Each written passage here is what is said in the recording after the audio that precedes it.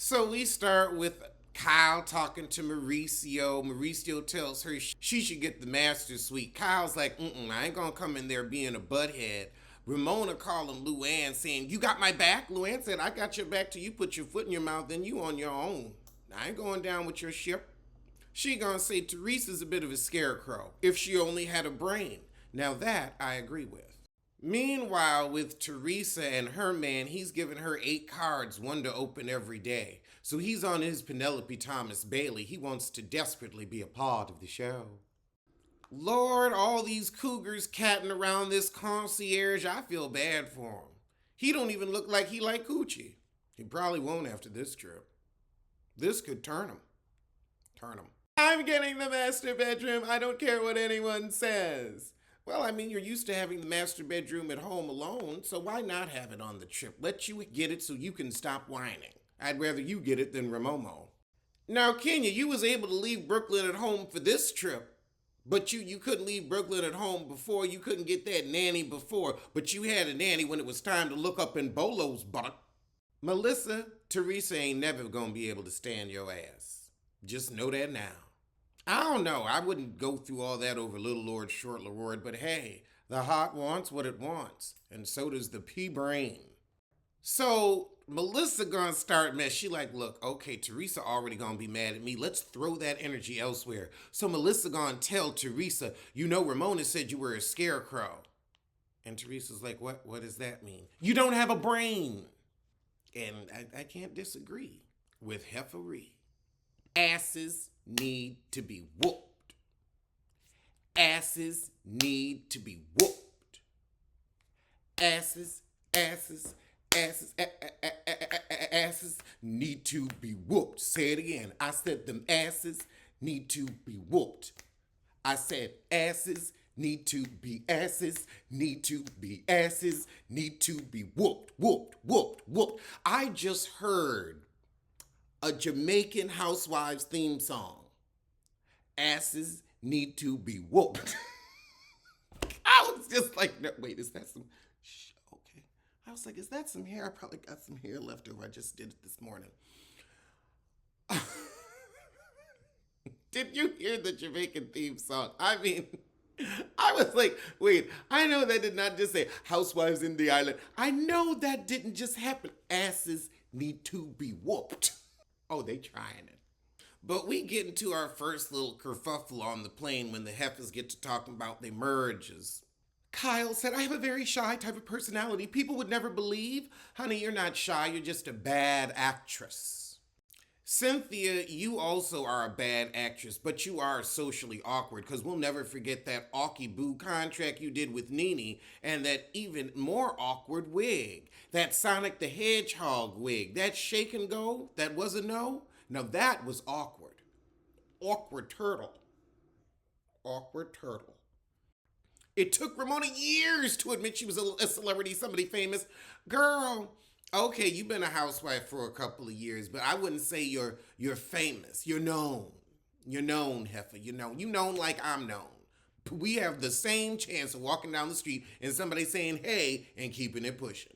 So Ramona thinks she put Bravo on the map with Housewives of New York. Meanwhile, Cynthia says, but have y'all ever been number one? You may have seniority, but do you have the ratings? So Suck Up Cynthia's gonna start with kissing Kenya's ass by presenting her with this odd life-size photo of her baby, basically presenting Exhibit A on why Kenya needs the master suite. Just because she away from her baby the first time, I'd put up Mark's face and say this woman has dealt with the invisible man for years. Let's pity her. Let's pity her. But no, of course not. So Ramona's hosting a night at the Conch Shack, a restaurant her friend owns in Turks and Caicos. International hussy. Who knew pussy that dry would fly? So we going back talking about the first time she was there, and that's when she realized she couldn't be with her husband. So Ramona's telling her story about how she was flirting. And then Kenya says, and you were married at the time? And Kenya had that tone where you knew there was going to be a third follow-up statement about close your legs, you're married, or how did you take your vows, or how can you be flirting with somebody while you're married? And Ramona shut it all the way down. I can't be mad at it. We know when Kenya asks once, twice, it's three times an asshole. You know, this is why Portia didn't come back. This is why. You just said you were flirting with him 1 minute ago. Yeah, because I was getting a fucking divorce, bitch. If I had been happily married, I wouldn't have been flirting with him. My husband had been cheating for a year. You tried it, Kenya, and she all the way denied it. Then Kenya, you called me a bitch. Well, don't act like one. That's all I got to say. That Kenya, you tried it. You was coming with that nice, nasty little smile. We've seen it for the past 6 years. And I have to say, as sensitive as Ramona has been in the past about Mario and the divorce, I'm not surprised she cussed her out. So Melissa gets Ramona to apologize. They should have had Spice do the music so it could have been a love and hip hop crossover. So Ramona called Kenya Portia like everybody predicted, and Kenya's like, okay, you get one slip, heifer. You get one. Kenya, you do not get along with everybody but Portia on the show. You afraid Candy will get you fired, so you try to stay on her good side. Cynthia always kissing your ass because she need a plot line, so she gonna hang on to you. The mother heifers don't fuck with you the long or the short way. Child, we couldn't even get through the first episode without Cynthia's whole tit being out. Have you ever heard of a bra? I mean, I know you on TV and you got a good job so that way they sitting where they supposed to sit, but unless you really want to open a OnlyFans, a bra could help. Or clothing that fits. I don't know, but do something with your tits. So they get there and they're like, okay, nobody claim a room. Take a tour first. Ramona already claiming her room. Everybody drags Ramona out of the bedroom. They're like, get out of that bed. We're not having it. You are not picking the best room. No. Luann's like, thank goodness these other heifers are checking her. Ramona gonna say, this is my room. Portia, you can get the other room. Everybody's like, her name is not Portia. Oh, Ramona trying it. She came with a chip on for good old Ken. So Kyle and Melissa are like, look, we'll take the room on the first floor. We don't want to argue with nobody. We've got beautiful homes. What's the point? Cynthia and Kenya go to check on Ramona to check her behavior, and she already showering. Why is she nude in front of everybody? Don't nobody want to see that chicken skin?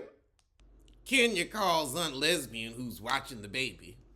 So Cynthia mad that she done took up for Ramona, and Ramona done shown her natural ass. Well, her lifted ass. They lifted it, but it fell again. Kind of like when a cake falls. Just looks sad and depressed. So Ramona finally emerges and everybody's having a little bite to eat, and everybody looks at Ramona and they're like, you're nude. Nudie, nude, nude, nude. I mean, she loves to show that little chicken skin off. If you got it, flap it. Go and let your jowls hang free. If you got it, flap it. Let us see your sagging knee. So Ramona called her friend who owned the restaurant getting ready to get her huzzy on. He looked too austere for her. So as we getting ready, Melissa tell Kyle, somebody is putting out on Twitter verbatim what we're doing. Somebody's talking, but I don't know who. It's production. So they think it's Kenya and they gonna confront her. But as we load the car, the look on Kenya's face when she steps in and sees Ramona, she's like, I'll get in the back. I'll get in the back. Wow. Someone more reviled than Kenya. I can't believe it. Teresa and Kenya egged Ramona all the way to the restaurant. And Ramona's guy ain't that cute. He got that tight Botox face. He's like a fitter PK. So everybody laughs at Ramona just throwing herself at this man. The girls get on Ramona about running to the room first. And she's like, you know what? I have a bad delivery. I'm sorry. And they right. It is Ramona the apologizer. We've gotten her first apology on the first episode. Actually, this is her second. Her second. I can't believe Kenya's like, you are being an asshole. You just mad she cut you off at the pass, and now you can't be the asshole because she's out assholed you. Today, you had your butt on your shoulders. Butt, shoulders, knees and toes, knees and toes. Eyes and ears and rectum for a nose. Ass, shoulders, knees and toes, knees and toes. Cynthia coaches Ramona on how to apologize so the heifers can start fresh. So right as that squash, Teresa says, well, what about the scarecrow thing? Ramona backpedals and pussy pops. She backpedals and pussy pops. She said, I just like to hang out with smart women and I didn't know how bright you were. Girl, that's the read right there. That's the read. Teresa should have done a table flip on that one. Girl, just because you and your ghostwriter got together to capitalize over the fame Bravo handed you does not mean you have brains up there, you felon you. So Ramona and Kyle bond over body issues. And Kyle's like, no, this is the side of Ramona we want to see. Not me. Well, child, that was the shit for the first episode. Let's get to the other 5.